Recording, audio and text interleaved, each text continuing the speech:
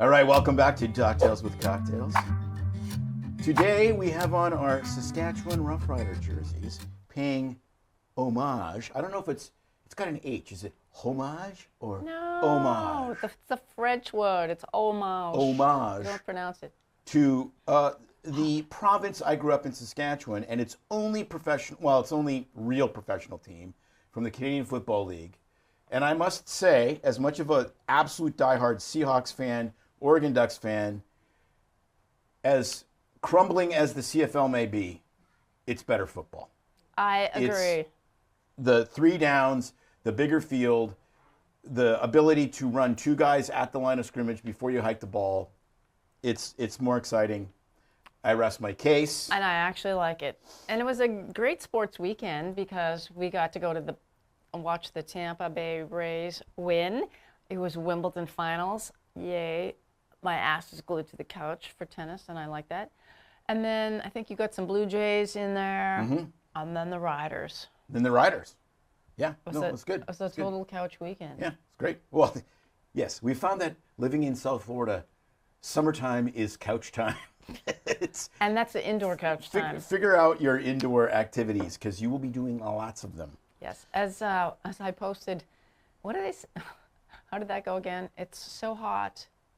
Well, you literally are changing your clothes 3 times a day, or the humidity factor.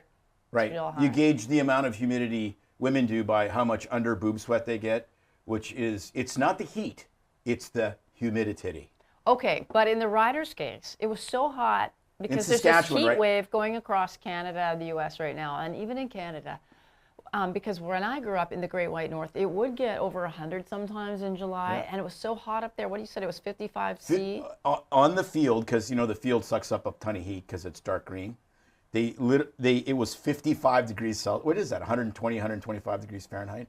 They were literally frying an egg. I know. At the beginning of the football game. I wanted to show that, but I couldn't find it. Which is unbelievable. And so they're running around, and just I'm like, wait 6 months, and it'll be 55 below zero. Yeah, that which swing is crazy. And they're running around on the field, and I said to Tim, how come they're wearing like baseball kind of uniforms where they hit their knees, these dark green pants that go from their waist to their knees? And that was the sweat line. It's the sweat line, yes. Yes, the swamp ass was unparalleled levels of swamp ass, literally. Well, speaking of swamp ass, let's go to the first story of the day. Yes. So climate change is a killer. It's a killer. Yep. So I literally love going out, and Torla and I, well, not now in the summer because it's indoor season, but going out, getting my first morning sunlight and reading Bible, like hanging out, drinking my coffee, and I've turned into the old lady that likes birds. And I've got this app called Merlin, and I've downloaded it, and you literally can have it record the birds, and they sing, or it records them all and tells you what they are. It's really pretty cool. Well, anyway, since I'm the bird lady now, of course, the all-knowing, all-seeing eye has figured that out and has posted this story. The story looks like this. The great tits could be wiped out by climate change in the near future. And that cute little fluffy bird that you're all looking at is called the great tits, or Paris major.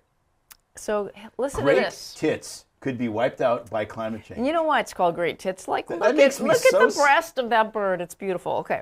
So it says that it and other bird species face... Would that be like the Montana thunderjugs? Or the California sweet racks? Are those birds? I have to look that one up. I was, thinking more like a woodpecker. Or the Brazilian awesome ass? Is that one leaving too? No, how about the dildo?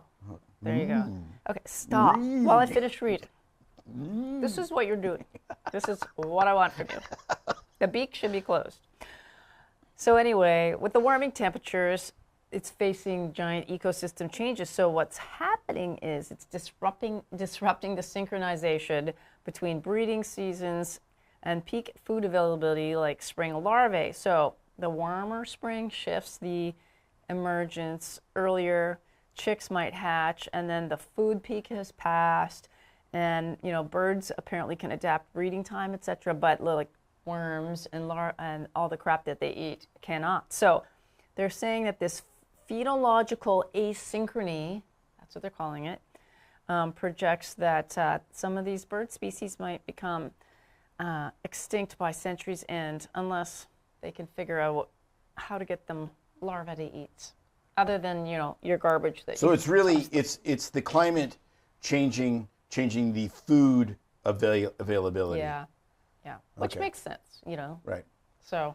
Which alters their breeding. What happens is they're breeding. Yeah, so they're out of sync. If it's never happened Right. to you before, Out of sync breeding? they're out of Never sync. happened to me. No, not the breeding, the food supply. The food supply is out of sync. Yeah. Well, speaking of out of sync breeding, so there's two great books written by, what was it called?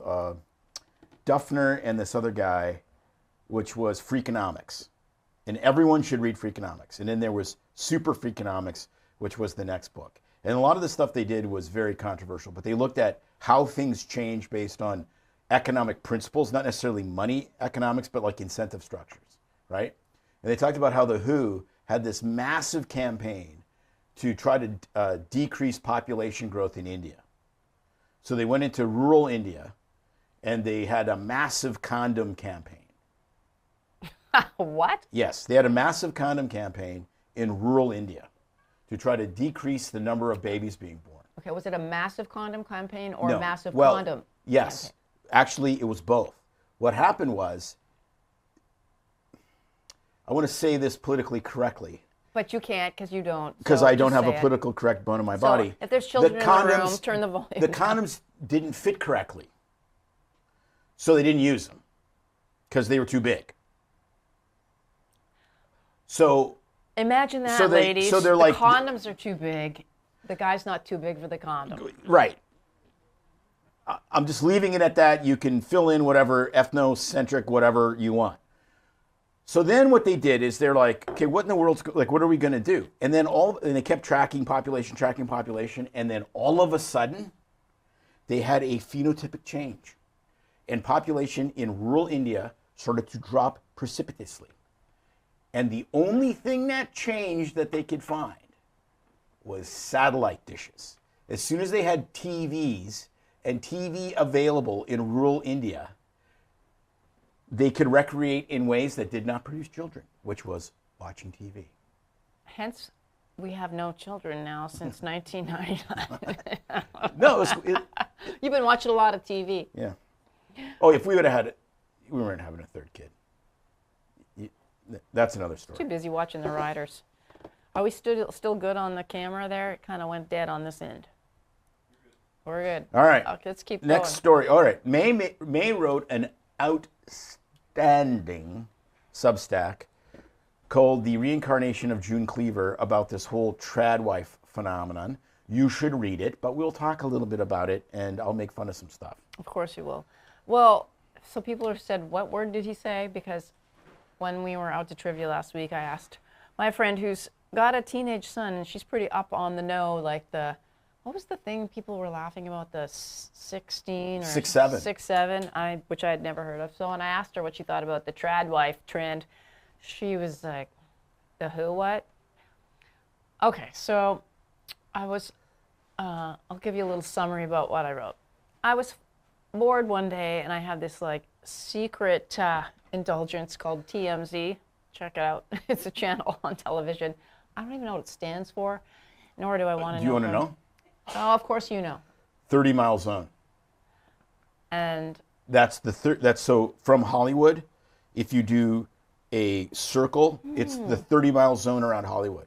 So, and that's where all the paparazzi and all the gossip about Hollywood and LA and all the actors and actresses and stuff exists. So that's why it's called TMZ, because it's the 30-mile zone. one of the few times where I really appreciate your like useless trivia knowledge. This is pretty Yes. cool. Okay, so TMZ was on, and I like to see what who they're talking about. They have some interesting stuff.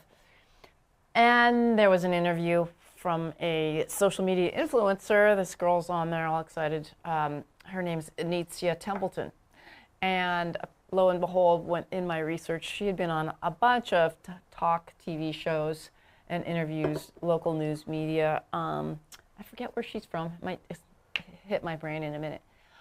Well, she was talking about how she escaped the trad wife life, and that word trad wife has crossed our boundaries already, because our daughter likes to throw that term around jokingly, since she's in her late 20s and really aspires, now that she's hit the working world, that being a stay-at-home mom might be more fun. And it's kind of come back in vogue in her generation, where women, they're really changing. And we talked about this, from girls seeing our generation of entail boomers to millennials, the whole aspire to do everything you can be, all things at all times to all people. So career, and you can be like fit and hit the gym and be like, the perfect Barbie for your husband, as well as intelligent and hardworking and breadwinner, and the mom that somehow you fit in, going to all the events and bake the bread and do the things, and nobody can do that. So our kids are seeing that. It wreaked havoc on our psyche. They're really now shifting back into, maybe it's okay to get married young, stay at home, and literally they are social media, a lot of them influencers, who live and put out this Martha Stewart-like life. So Anitya goes on to tell about how it's this, and I get it, there's a generation that really sees it as the man is the plan. You want to get out of high school, get married, and become Martha Stewart. There's a uniform, a certain kind of dress. I don't know if it's a true uniform, but baking the bread, baking the chicken dinner, and they had all these clips they're showing them from these people, and I'm like, dang, that looks really impressive, pretty good for them. They can cook better than I could at that age. But she then goes on to say about how it's bad, because if you don't get an education out of high school, then you can't have a conversation with people that have gone to college, and you don't know what Apollo 13 is, you don't know what's happening in the economy, you don't know what's happening in Iran, and also, if you aren't earning your own money, then your husband is the one that has the power and the control. And when he comes through the door and he's tired from working all day, maybe working 12 hours, listening to patients share all their deep, dark, and horrible life stories, and he's tired of listening to people talk, that you have to keep the kids entertained. And he needs to have some quiet time and have food on the table. And she gets up at 4 in the morning to bake the bread, and she does other things with the kids, and she homeschooled. And so now she realized that being divorced is so much more liberating. She earns her own money, she has her own power, she is single with the 2 kids, and she would just love for someone to cook her dinner, because that was so nice. Okay. So that was the TMZ version. When do I get to eviscerate this? You say you don't want me to be angry. Sorry, it's just, it's the world I live in. No, let me finish my half, and then we can go. And then I want to dismember this. Okay, that's her version. So I look it up. Of course, I look up the Merriam-Webster dictionary definition. Yes. It really is. Rabbit hole wife ensues. Is basically a traditional wife who stays home, and the husband's a breadwinner. She does more of the traditional roles, aka June Cleaver, like my mom, my grandma, your mom and your grandparents, cooking, cleaning, and there's nothing in there about being suppressed, inferior, uneducated, unintelligent, not having a life outside of the kitchen, being all that. Same with AI version says that there's a lot of social media influencers who try to, make money off of this because they're stay-at-home moms. I'm like, good for them. So then, of course, I consulted the expert, which is my daughter, who, likes to throw this. And she is a very intelligent, introspective old soul. And she's like, yeah, there's layers to this, because a trad wife is the new term for like people that just want to be the SAHMs, stay-at-home moms, and just have their husband be the main breadwinner and live off one income, and not have to both be trying to do it all. Then there's the warped version of people in bad marriages, like I wrote about. It could be a cult that you're in, or a very skewed religious group that, where women are suppressed. There's the bad marriages, which I think Anitya was part of, and just was stuck in a horrible relationship, and that made her feel that way. And then, there's the whole spectrum. So I wrote a piece on it. Check it out, see what you think. subscribe to our Substack, comment on there. But I'll let you have your say.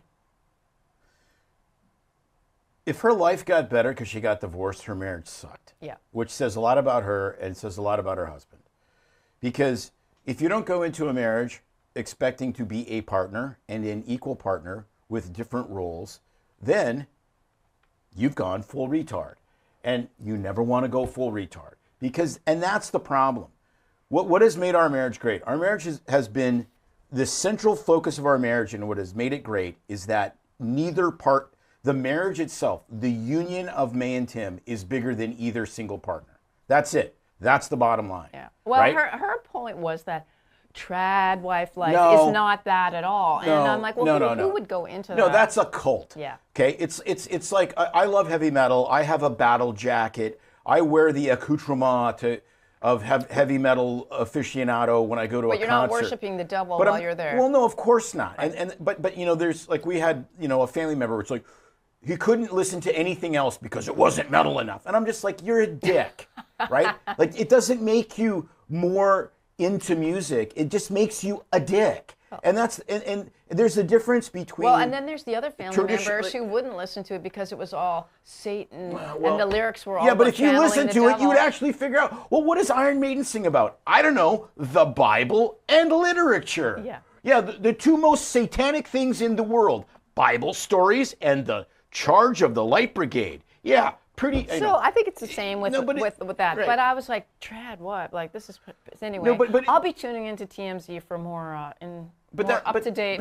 Trending but the point is that like that's why cosplay is good. Okay, that's why cosplay is good, right? Like if I go to Sturgis, it's essentially cosplay for doctors and lawyers.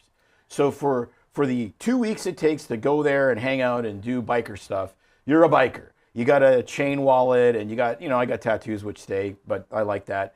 And you have this side of you that's like the biker side, but it's not you. It's a part of you, right? So there's a difference between being like in the Hells Angels and being a biker. Right. And so to that point, and as one of our super fans wrote in, so there's the trad wife term and the stay-at-home mom term, and I think they're getting mixed and blinded. And so she was saying that she has 330 some followers that have all been trad wives that have left it because every single one of a person that does that is unhappy. And I'm like, no, it's BS, because you joined a freaking cult. Well, she didn't join a cult, but she turned it trad wife and assumed it involved these layers that I think is incorrect. And so there's stay-at-home moms. Right.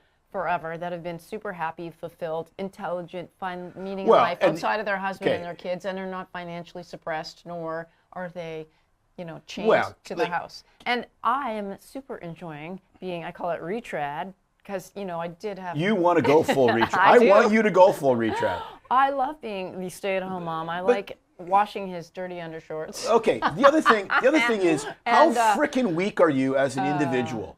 If you have to go to university to have someone else regurgitate into your vacuous mind information so you can have an intelligent conversation with your highly educated husband. You can't frickin' read a book. Well, that's what I said. You can't listen to Audible. You have no, seriously, that is so crazy. Pick this damn thing up every day and it'll fill you full of all kinds of things happening in the news, right? What's the single thing I find the least attractive in women? If a woman comes up to me and we were like, oh, what did you think of her? Duck lips? We're getting there. That's second. I know it's dumb. I can't stand dumb. You could have the greatest set of Montana Thunder Jugs. And if you're dumb, I'm not attracted anymore. And you know what? The same goes for me and men. Yes. If you have a set of actually Saskatchewan Thunder Jugs, I don't really care. What coming out of that big noggin is all that matters. Yeah, no, that's true. And the wallet you're sitting on, too. Yeah, well, I told my son when he was 10, I said, the only bulge in your pants women are attracted to is your wallet. That's correct. Because I am a caring, nurturing father. Yes, you are. Father of the year. So what about those duck lips? Okay, so I was at I was at. They're everywhere, aren't they? Well, they are. Seriously, there's no pandemic of COVID. There's no pandemic of cryptosporidium, but there is an awful pandemic, especially in South Florida, of enhanced gel-filled, filler-filled duck lips. So I'm at Orange Theory, and as my son says, you're the only dude I know that goes to Orange Theory. Well, why do I go to Orange Theory? I go to Orange Theory, and no, there are men there. Not very many, but there are. I go there. Are they all coming from Key West? No. I think they're heterosexuals. I have only been hit on once. And only once? And so, but she was 80. But I digress. I have the 74 to 84-year-old demographic completely on lock. That's where you excel. That's where I excel. So why do I go there? I go there because I largely hate it. Because it's group exercise, so I'm not going to not put in effort. But it makes me do stuff I wouldn't normally do. Like normally I would ride my bike or go for a run or do something that I'm used to doing. But this makes me do like, lift the weight and stand on one foot while you recite the Pledge of Allegiance. And it's like, that is good movement that I need to do, especially as you get older. So it's intense. It's very intense. So if it makes you do stuff that you normally wouldn't do, how can I make that happen at home? Well, duck lips, obviously. So I went to a different time because the time of day you go changes the demographic significantly. Normally I go at 10, which is largely retired people. So, that's... So you dialed it back 1 hour. I dialed it back 1 hour. Just not 4 in the afternoon. And it was invasion of the duck lips by changing it 1 hour. Really? Yeah, so there was a woman there. And she was in incredibly good shape. She had, of course, the hiked up the butt crack uniform of the yoga pants, super that's tight, the whole thing. Really flat belly, the push-up bra under the push-up sports bra. I mean, it was a bit much. The filler in the chest. Oh, yeah. But then I look at, she was, her face was reasonably attractive. Oh, that was the next thing you looked at? Well, everything else, it was like a car wreck. You couldn't not look. Okay? So I'm sitting there and, I'm rowing and I'm like, what the hell is with these people literally disfiguring themselves with this freaking filler? Like if you just left it well enough alone, like I don't know, she's probably 40, 45. You're not very old, right? Just leave it alone. Young enough to be your daughter. You're fine. Yeah. Yeah. In most states, yes. Young enough to be. In Arkansas, granddaughter. But again, like I'm sitting there and I'm like, you know what you need? You need a concierge plastic surgery doctor, which I would be happy to be. And so you have a plastic surgery appointment and you're going to go in and you're going to get, the nurse practitioner to do more filler. And as soon as the filler comes out, I just smack it out of their hand like a cat that's super pissed off. Just, no more. It's like, no more. Because like they literally, like too much Botox. Like you can do, like it should be subtle. Like it's it not should the Botox be subtle. That's the problem. It's the filler. There was clear Botox, but the filler, like honest to God, Bobby Kennedy, do us a favor, outlaw this shit. It's just messing people's faces up. It's awful. Mm-hmm. Like filler to a 45-year-old attractive housewife is what genital surgery is to a confused 17-year-old. Like it literally. Interesting. I might have to write about that. No, seriously, like it is. Honest to God, it's body dysmorphia. But where is other than the transgender stuff, where is the worst body dysmorphia you will ever see? Probably Hollywood. No, I don't think so. I had a very, very good medical student who worked in Hollywood. She was a digital animator back when that was huge work. I remember and she was like, they're really skinny people with giant heads. Yes. No, I think the worst body dysmorphia in the world, other than the trans stuff, is bodybuilders. Yeah. Absolutely not even a question. Because if you read the magazines, it's just bizarre. It's like, mass, and then the next question, the next one is make your dick gigantic, and I'm like, Excuse me? How does that have anything to do with bodybuilding? I think a lot of it's them- because all the steroids you took. Plus, I think a lot of them are doing filler, like in their abs, their calves, they're like everywhere. You can. No. They're not doing filler in their calves. They're doing implants. Implants, yes. They're implants. doing pec right, and implants. calf implants. So it makes Someday. Cardi B just look like a mild case of. Someday we will have a full picture of the magnitude and gravity of how unbelievably amazing my calves are. Even at 61 years of age, no filler, I thought you were going to tell me no your quads. augmentation. Your quads. My quads are pretty amazing, but my calves are next. Like, honest to God, my calves, like literally, people have wept when they've seen them. Oh, If I wept, they were 80 and they had glaucoma, but they wept. I'm just trying to think who that might have been. I'm thinking this one through really hard. So you came home and talked about that this morning, and funny enough, it's like, I don't know, I think it's something to do with being married this long. It's literally, and the phone. I think the three shall become one, literally, because the phone channels all the exact same thoughts we have. But somebody was talking on here yesterday, one of these big podcasts, and it was a woman talking about the women in the gym who wear the tight clothes, the revealing clothes, because you can buy all the stuff now. And I don't understand where this trend came, but it's out there. It's the bike shorts that have the ruched, and if you don't know what ruching is, it's where the material is gathered together so it makes little puckers and accentuates, usually it's on the side of like a bathing suit or a shirt, and then it is loose. Well, this ruching literally is in the butt crack, so it really accentuates the butt cheeks. And so there's girls wearing these shorts and these tight tops, and their cleavage is showing. Yes. And I mean, I'm scared for them to do like any leg exercises. No, they can do any exercise they want. Because, sister, that stuff is so freaking tight, it is not budging. And the thing is, with the ruching and the panels and the engineering, they are probably more sexually attractive dressed in those garments than they are naked. Because as soon as you're naked, Houston, we have a problem. Gravity has taken over. Attention, gravity. We have re-entered the atmosphere. So, okay, we are experts in that because we see you all naked in the office. We see what you come in wearing. And most of you, we don't want to see naked. But I'm just going to say there's a fine line between wearing your Spanx under your beautiful dress to suck it all in and look presentable versus wearing that shit to the gym for everyone to see. And so on this post, she was basically talking to a guy and said that women who wear that know they're doing it for attention. And yes, they might be in good shape. And the guy is saying that guys aren't even really looking. They really, I mean, there might be some 20, 30-year-olds that'll take a look, but for the most part, people want to do their workout. They don't give two craps.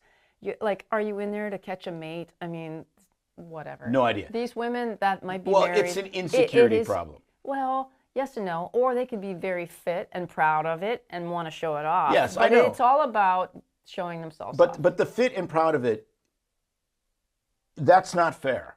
That's not fair. And it's not fair. And this is why it's not fair. If you're in the gym and you're a little provocatively dressed, but it's a gym attire, I give a total pass to that. When you do that and you have like the freshly painted nails and the sparkles in your hair, I know you're pushing the envelope a little bit, but whatever. It's like whatever you're comfortable with. What drives me absolutely bonkers is the airport and the grocery store. Oh, yeah. So you need these sculpted ruche pants up the butt crack, perfectly sculpting your 15,000 hours of bazillion, butt lift exercises. And if I notice it for more than 1/thousandth of a second, I'm a perv. So I can't go up to the woman with straight legs, bending over, loading her groceries into the back of her car and go, "You have a remarkable ass. You must have worked hard on that." No, because then I'm a perv and I'm going to jail and whatever, right? No. But if it was a guy and he had a 70 GTO Judge that was fully restored, that he spent 180 grand on, and it was perfect, and he's at Publix filling it with Coors Light, and I went, dude, that is an awesome build. We would be friends forever. We would be talking about the car. We'd be talking about the builder. We'd be talking about the camshaft duration. And we would go through the entire case of beer in the back of his truck. And we would be happy and friends. But you say to a chick, wow, you must work out. You have a sweet ass. And you're going to jail. How the hell is that fair? You tell me. GTO versus ass, completely unfair. Oh, it's so funny. Do I even have to explain the difference? Well, I get it. But the point is, it's kind of like, look, it's hyperbolic. I understand it. But at the same time, it's not. Because if you're going to the grocery store dressed like that. Point taken. Especially when it's hiked up your butt crack, you're doing that 100% for attention. Whereas the guy with the 70 GTO may have actually been taking the car to a car show and just had to whip in to get some beers for his buddies. So he wasn't actually seeking attention, but he got it. He got sidelined. Well, because you had to go into your dresser and pull those. You could have wore the 1975 Nike baggy sweatpants and gotten no attention at all, but you didn't. True. You know, I'm thinking of the girls in the airport in Atlanta that we see, and all you have to say to somebody is like, girls at the airport in Atlanta and how they're dressed, and everyone knows what we're talking about, because these are not gym-going girls. These are, need to go to the gym going girls. No, these are KFC-going girls. And I'm like, okay, everyone is like, but I want to dress comfortably. Yeah, well, I have friends that sleep naked because it's comfortable, and no one's walking through the airport like that. So there's comfort, and then there's like attention. Well, there's comfort, there's and like then, there literally is car accidents. And then there's 4XL yoga pants. Yeah. So which is a mystery to me. Spectrum of this, but you know, guys don't go to the gym with no shirt on and like pumping their pecs and all that shit. No, but there is the male equivalent of douchiness in the gym. What's that? Which I don't experience it in our little Birkenau neighborhood HOA. No, there is the male douchiness equivalent, which is you wear the muscle shirt. That's like the wife beater one. The wife That's beater. Like, are you in the middle of Arkansas? No. Just listen. That's 5 times too small and lycra, and then you grunt your ass off every time you lift.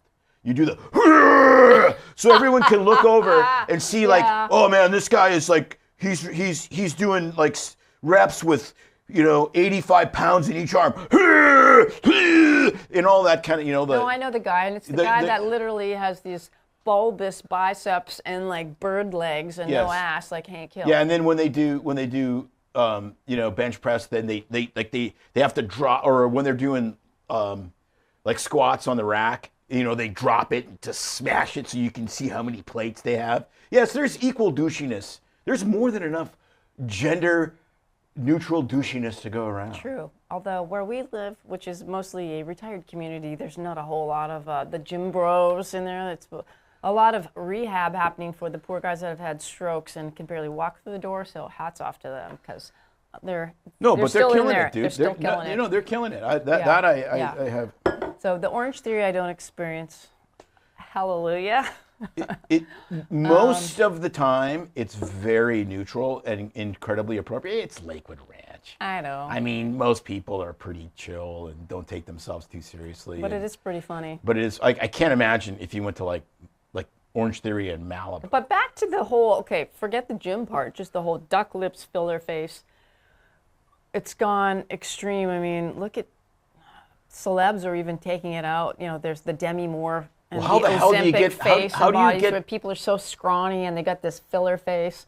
And now they're how trying do to you go get more it out? au naturel, as like me, let the gray hair grow in is the new trend. Filler, it's easy to dissolve. You basically dissolve it with hyaluronidase, an enzyme, because most of filler is hyaluronic acid gel. And so, yes, people get lumps, bumps, and grape-filled faces, and it's easy to dissolve a lot of it. But depends what the filler is, right? If it's fat transfer, that's a whole different story. Yeah, but fat transfer is at least somewhat natural. The problem is with the. Well, it's natural substance. However, it's not natural looking. And I listened to a podcast, and it's The Guy You Hate. His initials are PA, and it's a doctor's podcast show. And he had on 2 facial reconstructive and plastic surgeons talk about different face procedures, and there's like 7 or 8 different kinds of fat layers in the face, and so you can't just take fat out of your butt, your ass fat, and stick it under your eye bags, because it's a different kind of fat and it's going to grow differently as well as give it a different look. So I'm like, this is more complicated. It is literally like growing a garden. I just cannot imagine if you took ass fat and put it in my sagging eyes, and then you got ass hair growing out of your eye. Like, is that a complication? You have to sign off before the surgery. Balance you the may eyebrow. have your eyes will look youthful, and you might have butthole hair growing out of the bottom of. Wow, how about we don't do that one? That would be bad. That would be very bad. Just trying to imagine that. No, it's well, I don't know. I think, look, if you want to change your appearance, if you want to do something, do surgery. That's what I think. Is that why you have the sunglasses on today? You've got a little mystery under those eye bags. Well, I got a lot of eye bags. But I think that if you go to a really good surgeon and you do surgery properly with appropriate filler, you can get a way better, fat transfer filler, not filler. I think you can get a way better result with something that is subtle but powerful without looking like everyone else that has freaking duck lips. Because it's like tattoos. It's like an addiction. And because it's honest to God, it's body dysmorphia. It's not that you have full lips and you look younger. It's that you have dysmorphic lips and you look insane. Yeah, well, that's the problem. Once you start, as you know, I remember talking to our friend, the dermatologist that did stuff like that. Once you start filling certain areas, then it accentuates the other areas that are now still cracked and less voluminous with time. So you got these big lips, so they look extra more big, because then you got lines here that's sunken. So then you start filling that, and then it's an endless cycle, just like tattoos. Yeah, but if you don't have somebody that has a big picture approach to cosmetic procedures and doesn't see everything and how, like, one thing done down here changes how your forehead looks or whatever, which is totally how this works, then like that is a setup for total disaster. That's a song. One thing leads to another. Right, but it's very difficult because, you know, you sit there and you go, how do celebrities get such unbelievably awful cosmetic results? And I know why. Because no one has ever said no to them. Well, because money talks, and some No, of them, but no one has ever said no to them, Yeah. right? So the key to any medical anything is going to somebody that has the guts to say no to you, right? Do I need antibiotics for this virus? No. That's the right answer. Right. So when you go for the Michael Jackson 900th nose operation, you have to have someone that says, I'm not doing this, you look amazing. But you have to have a relationship with that patient that they trust you enough that they go, you're right, I'm done. But when no one ever says no to you, you can always find some dumbass that will say yes to a bad procedure. True that. And I think that's what happens to these people. Yep. Like, I would love to get a new head. I'd love to, like, do, not have jowls and all that. And maybe someday I will. I don't know. I could just clothespin the back of your You head could and pull it all like, back for like you. Nancy Pelosi, right? Like just the Nancy Pelosi pull like everything back. But you go to somebody, you vet them, you trust them, and then you let them do their art. It's like my tattoo artist. I said, this is what I want, and then I look at him and I go, knock yourself out. I'm not going to tell you what to do after this. And he because he's an artist, Well, I'm not the artist. But you vetted him first. Of course. Well, that's the key. That's the key. Well, on that note, this is the vetted sponsor of the show for the day. It's NURP, N-U-R-P. Look them up. It is a crypto trading. It's not crypto. Sorry, my bad. It is a Quantitative trading platform that uses technology to like crunch the numbers and do much better than the human element can. And we did a podcast on it a couple of weeks ago where they go into the deep dive explanation and how easy it is to use. If there's not a lot of thinking involved, you can get as involved as you want or let the computer algorithm, which is smarter than humans, take over. So we love for you to tune in and share or look at that episode, share it, to check it out. We are playing with it now to see how much we like it. But thank you, NERT, for sponsoring us. And as always, no financial advice in that show. Do your own due diligence. As well as our sponsor. Well, it's not a sponsor yet. To be Deep Eddy Ruby Red Grapefruit Cocktail over ice. It's made this episode and the last one very nice. So enjoy a splash of this from Austin, Texas. And those of you that work at Deep Eddy, we need you to call us. There you go. And make sure you keep your mouth closed in the water so you don't get cryptosporidia. There you go. That was the episode previous. Check it out. Check out our Substack. If you don't know what a Substack is, you're wasting your life. Where have you been? Is the best place for research articles, all the latest publications. There's podcasts, and yes, we are on there as well as my episode on the trad wife, and a lot of writing from both of us. And let's see, other than that, more news to come next week, as well as guests coming up soon. Until next time. Keep it real, keep it BS free. BS free. It's no secret that medicine is a bit, uptight. That's why Tim and I created BS Free MD, to mix things up a little and have fun in the process. Besides, we are having these exact same discussions all the time, so we thought we might as well invite everyone to the party. If you really like us, you can get plenty more, and maybe see one of Tim's cool tattoos on our Instagram or Facebook pages at BS Free MD. See you next time.